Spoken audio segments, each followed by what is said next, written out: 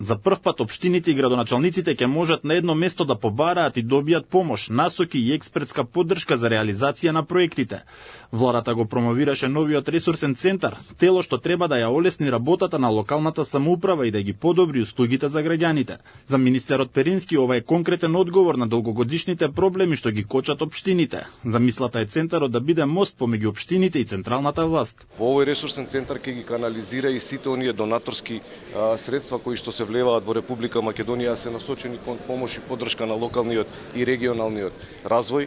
Ќе се креираат предлог решенија во делот на дигитални алатки, ќе се креираат брошури, практични брошури кои што би требало на градоначалниците да им дадат еден концепт, една можност да одблизу да се запознаат со процесите кои што ги чекаат во нивните градоначалнички мандати. За премиерот Мицкоски центарот представува значајна додадена вредност за ефективно спроведување и реализација на проектите кои веќе се реализираат со парите од поволниот унгарски кредит.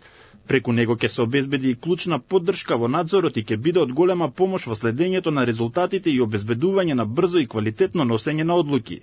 Затоа сакам да упатам јасна порака до секој градоначалник, без разлика дали води голема урбана општина или мала рурална заедница.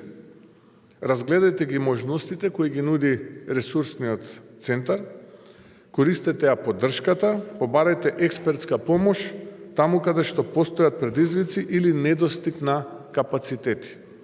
Ова не е слабост, ова е мудрост во управувањето. Во креирањето на ова значајно тело, покрај владата и Министерството за локална самоуправа, работеле и голем број експерти и донатори. Центарот е концепиран како институционален механизам кој ќе овозможи долгорочна, одржлива и стручна поддршка за општините во државава, преку обезбедување специјализирани услуги во областа на административниот менаџмент, планирањето на локалниот и регионален стратешки развој, подготовка на техничка документација и капитално и финансиско планирање и управување, техничка експертиза, јакнење на меѓуопштинската соработка, подготовка на проектни апликации и искористување средства од меѓународни фондови.